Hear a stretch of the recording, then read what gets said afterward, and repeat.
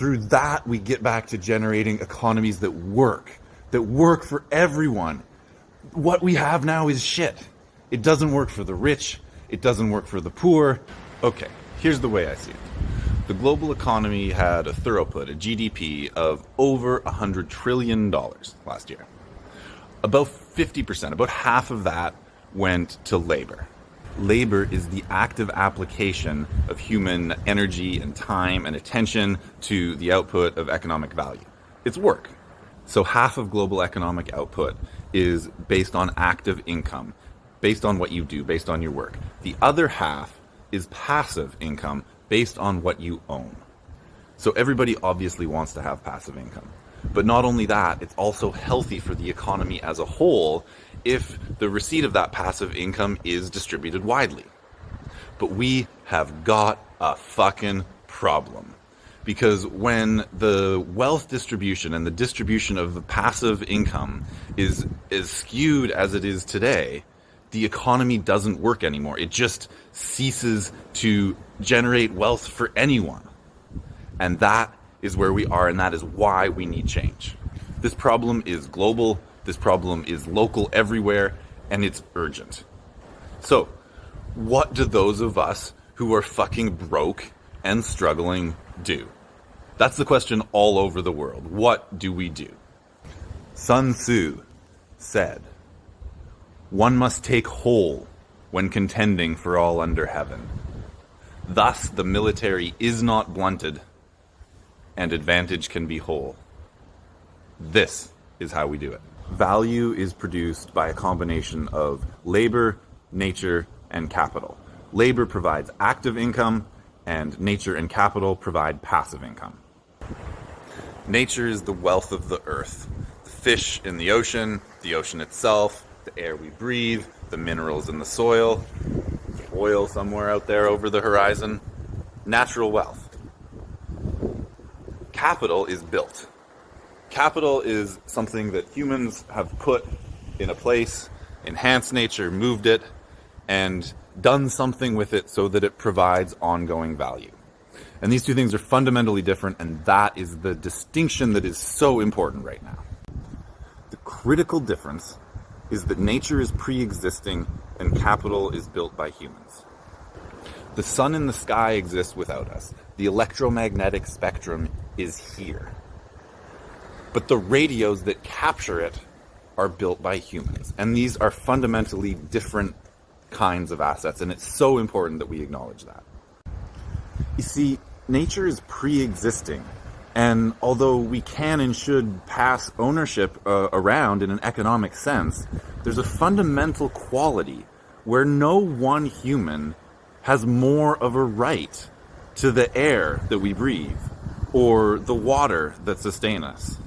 Ultimately, the fish in the ocean, the oil beyond the horizon, the gold in the veins in the land, all of it.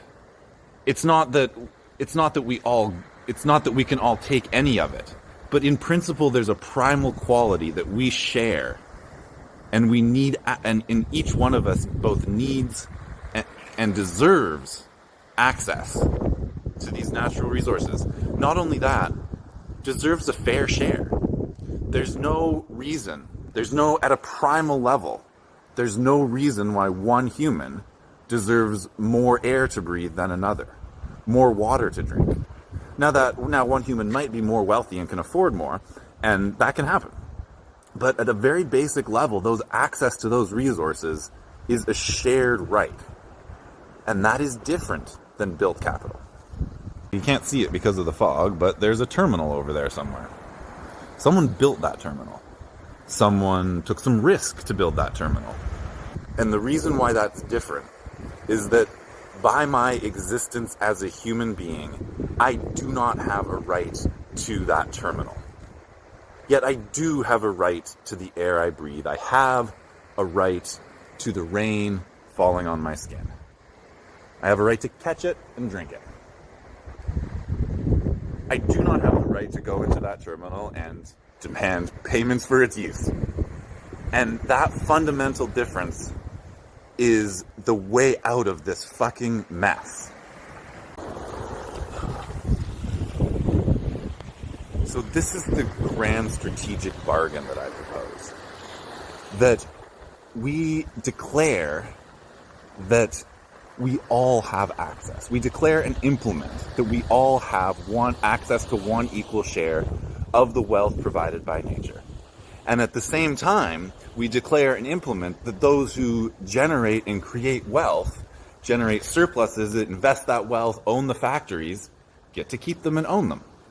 Through that level of both redistribution at the fundamental rights-based access level and permission and rewarding of innovation, of excellence in business, of building wealth and value, through that we get back to generating economies that work for everyone. What we have now is shit. It doesn't work for the rich, it doesn't work for the poor, but what comes next is not necessarily going to be better unless we make it better. We have to apply ourselves. We, as the poor, as the global poor, have to apply ourselves, apply our power, and build a better world for everyone. We have the power to do it. Therefore, it's our responsibility to do it. We can't cop out on this. It might look like we don't have all the cards, but we do. And what I intend to do on this channel is play the cards. What I intend to do on this channel is share how we play the cards together. There is a different way. Not only are we powerful, but we're cooperative. We can do this fight, which it is a fight, but we can do it in a way that wins for everyone.